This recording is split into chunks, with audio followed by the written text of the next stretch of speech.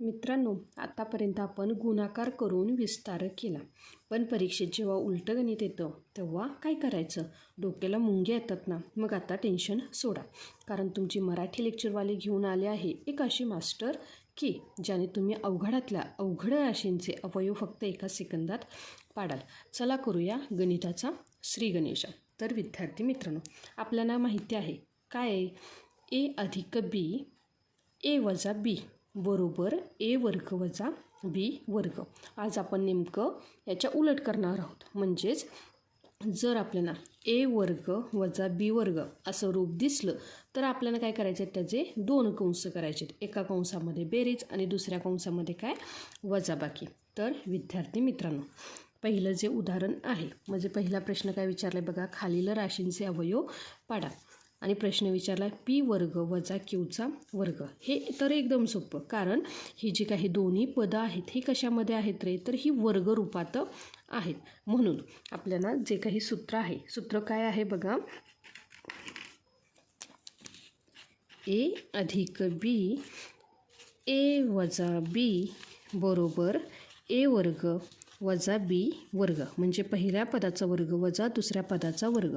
आपल्याला हे दिलेलं आहे. तर आपल्याला काय करायचं आहे?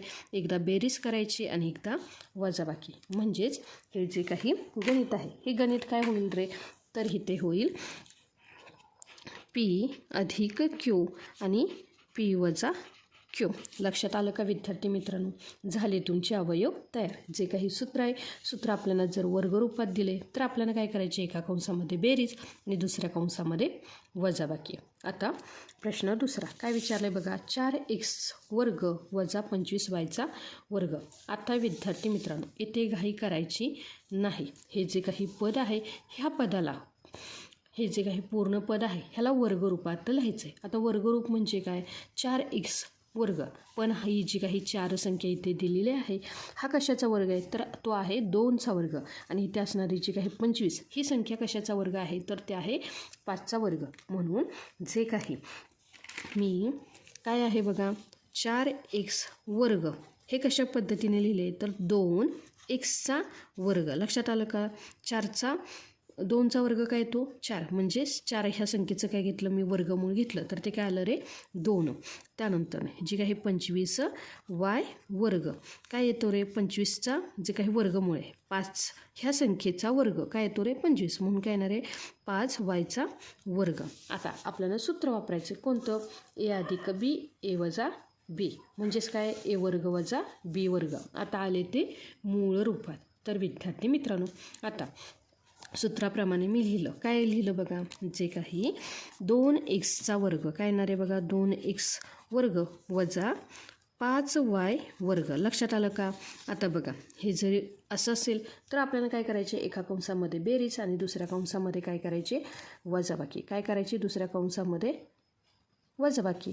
तर विद्यार्थी मित्रांनो, मी लिहिलं. काय लिहिलं बघा, 2x अधिक 5y आणि दुसऱ्या कंसामध्ये 2x वजा 5y. एका कंसामध्ये केली बेरीज आणि दुसऱ्या कंसामध्ये काय केली रे? वजाबाकी. आता प्रश्न तिसरा काय विचारला आहे बघा, y वर्ग वजा 4. आता विद्यार्थी मित्रांनो, हे ते पहिल्याच पदाला काय आहे रे? वर्ग दिसतोय. पण 4 ह्या संख्येला वर्ग आहे का? नाही. पण मी 4 हे अशा पद्धतीने लिहू शकते. काय रे? कारण 4 हा वर्ग आहे. कोणाचा? तर तो आहे 2चा. म्हणजेच 4 ही संख्या मी 2 वर्ग अशा पद्धतीने लिहिली. तर हे तर काय येणार आहे बघा, तर इथे येणार आहे y वर्ग वजा 2चा वर्ग. म्हणजेच काय? 2चा वर्ग आला 4. ह्यामध्ये कोणताही बदलच झाला नाही. y वर्ग वजा 2 वर्ग. तर आता आहे वर्गांची वजाबाकी. एका कंसामध्ये बेरीज दुसऱ्या कंसामध्ये वजाबाकी. म्हणजेच काय येणार आहे? y अधिक 2 आणि y वजा 2. लक्षात आलं का विद्यार्थी मित्रांनो?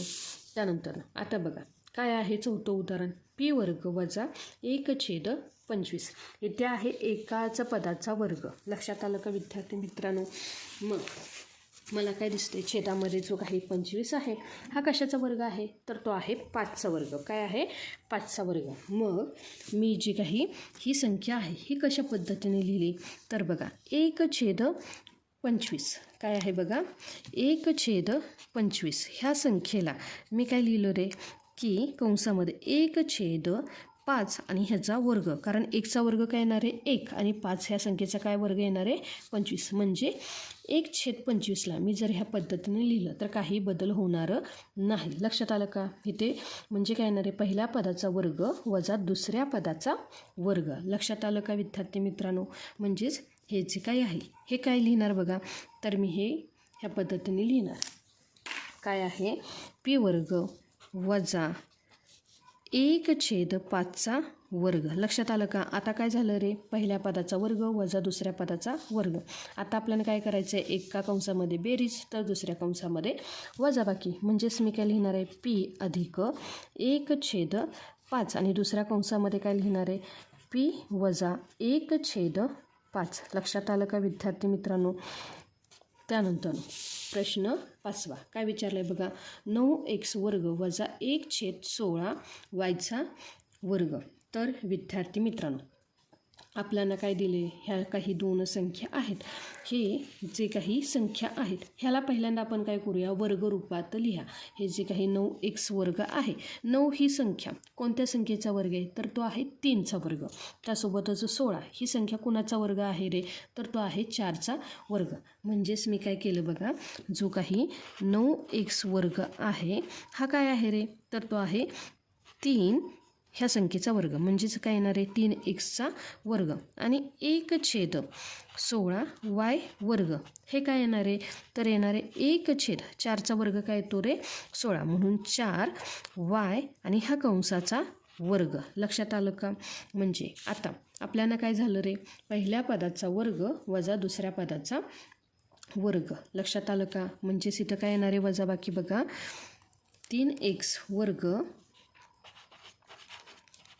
वजा 1/4y वर्ग. लक्षात आलं का? आता आलं हे सूत्राप्रमाणे. म्हणजेच काय ए वर्ग वजा बी वर्ग. तर आपल्याला काय करायचं एका कंसामध्ये बेरीज आणि दुसऱ्या कंसामध्ये वजाबाकी. म्हणजेच हे काय येणार आहे बघा तर हे येणार आहे 3x अधिक 1/4y आणि दुसऱ्या कंसामध्ये काय येणार आहे 3x वजा 1/4y. लक्षात आलं का विद्यार्थी मित्रांनो?